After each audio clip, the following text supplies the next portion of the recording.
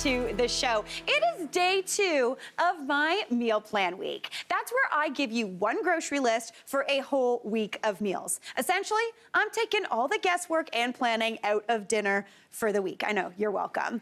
If you did your grocery shopping this past weekend, then y'all are ready to make my crispy baked fish tacos. I'm very excited about it. It is Tuesday after all.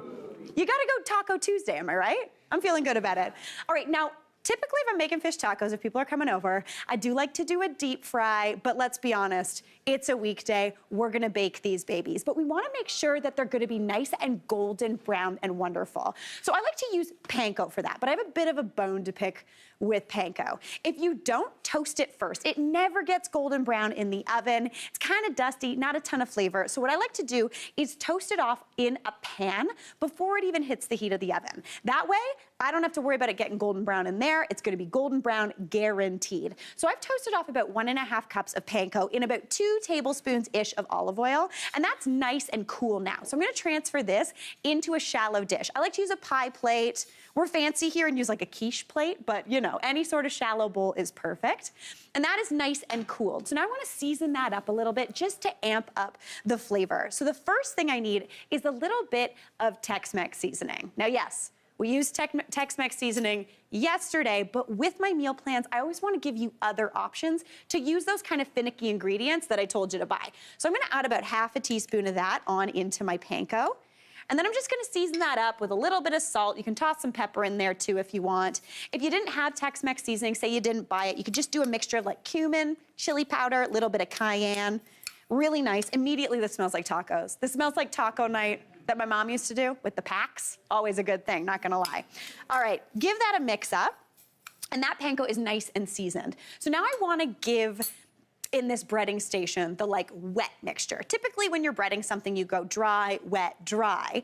I usually knock out the first dry and I amp up this wet mixture. So the first thing I need is an egg. That's classic, normal in any sort of breading situation. The egg essentially, because of the proteins in there, they kind of bind things to whatever protein you're making. So I'm just gonna beat that up. And then into that egg, this is where I go a little left turn. I like to throw my very favorite ingredient in any sort of what I'm gonna call food glue, and that's a bit of mayonnaise. Sounds strange, but it works really nice. About 2 tablespoons of mayonnaise per egg is my kind of ratio anytime I'm making some sort of breading station. Essentially, mayonnaise is just egg and oil with a little bit of seasoning in there. So it's already nice and emulsified. It's adding a bit more flavor. And do you see how gloopy this is? There's no other word for it. It kind of looks like you're going to like craft time or you're doing like Mod Podge, but it's food. Don't worry, it works. Now I'm gonna season that up with a little bit of hot sauce too, whatever your favorite type, just a couple of teaspoons just to give you a bit of heat. Give that a mix up as well. And if you've ever made my baked Nashville hot tofu, this kind of situation feels a little familiar. This food gloop works perfectly for fish and chicken. All right, speaking of fish, I've got about 600 grams here of haddock. You wanna get 2 fillets. They're usually around 300 grams each. And I like to cut them into kind of little strips. So each taco gets a nice little piece of fish. So spoon down, y'all didn't see that. We got a little spoon on the floor now, that's okay. I'll figure it out later. We're gonna bread up that fish. So I've got haddock. You could use any sort of fish. If you wanna do salmon, that would be great. You could do cod, you could do tilapia, any sort of thing. I like haddock though, usually pretty reasonably priced, really nice and juicy. So you just wanna coat it in that gloop and then pop it into these panko breadcrumbs that are nice and coated. You just roll it around. And already, because we toasted that panko in advance, really nice and golden brown. They're not good to eat yet, but they look good enough to eat. So just keep going with those, popping that into that mixture. To be honest, you can throw all of that kind of fish into this mixture at the same time and toss everything around. Just make sure you get a good coating of that panko. Now, I would keep going until all that fish is used up. And then I wanna pop this fish into my 400-degree oven for about 12 to 15 minutes. That's gonna give you a nice, perfectly cooked haddock.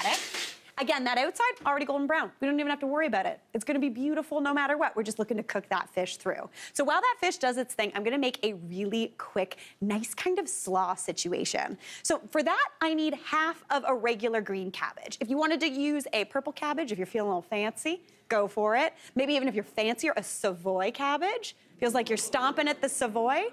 Anybody else know jazz standards? Nope. Okay, cool. I love it. All right, so I'm just gonna thinly kind of shred this cabbage up. Essentially, just run your knife down. And to be honest, cabbage is a really hearty vegetable. You don't want really big chunks unless you're cooking it down. And since we're doing a slaw, just nice and thinly sliced is absolutely perfect. Take your time with it. If you wanted to do this in a food processor, that would take about 1 second, so you could do that too. But I'm just gonna pop that on into a bowl. And then into here, I'm gonna add in more flavors. The first thing I want is about half of a red onion. Again, thinly sliced up. To me, anytime I'm cooking stuff, I want color, especially this time of year when it's a little bit dreary outside. I'm looking for bright, beautiful, crunchy flavor to remind me that like life exists outside of the snow, you know? All right, that's looking beautiful. Now into there, I'm also gonna add half a cup of diced up pineapple. You could use canned pineapple if you want. I love fresh though, it's really nice and bright. To be honest, I don't know how this works. This is kind of like grocery store chickens. Pineapple, cored and peeled, somehow the same price as it not cored and peeled. So like, obviously get the cored and peeled one. Someone else did that work for you and you're good to go. It's Tuesday. We're not asking you to peel a pineapple. All right, now into there, I'm also adding in some spice, just a little bit of jalapeno, about half of a jalapeno. You can go for the whole one if you're wanting it. And then some cilantro. Now, if you don't like cilantro, feel free to leave this out, but I love it, so I'm adding a whole quarter cup on in. And then again, to mimic the flavors that are going on in this fish and to use up a bit more of that Tex-Mex seasoning, I've got this and I'm gonna add in about half to 1 teaspoon of that. That's gonna season it up with that cumin, that chili powder, all the flavors that are going on in there.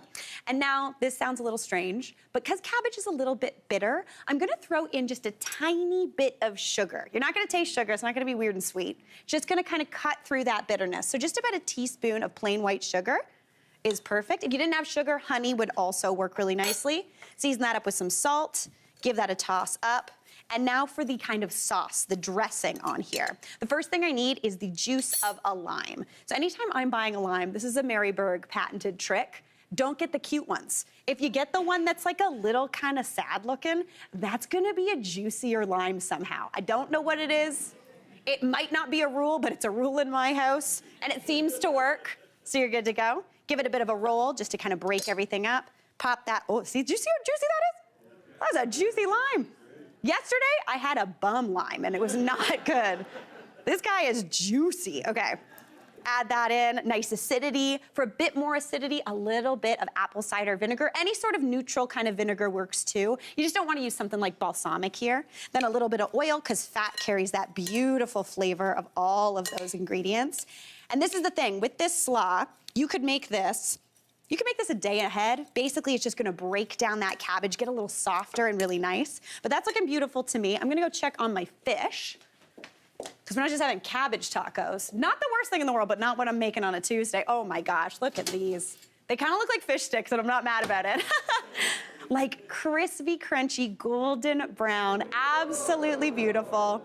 Now, to serve these babies up, you could do a corn or a flour tortilla. I've got a flour tortilla here. Pop it down, maybe a little bit of guac down there. I like a guac as a base, a little bit of more kind of food glue. A little bit of that slaw right on top. And then one of those beautiful pieces of little fish. I mean, so good. If you want to serve it up too, I love getting just a classic tea towel and you kind of zigzag it. It holds those tacos together beautifully. Now I'm going to take a bite of, well, first I got to tell you more about what we're making next on Meal Plan Week. Come on over this way. I'm taking my taco with me. It's a road taco. All right, so tomorrow is day 3 of my Meal Plan Week. We are making prosciutto and pea risotto. We're going all the way from Mexico to Italy. To access the grocery list, just scan the QR code on your screen or check out our Instagram page or thegoodstuff.ca so you can join in for dinner this. Hey, Mary here. What did you think? Drop your comments below and don't forget to like and subscribe for more of The Good Stuff.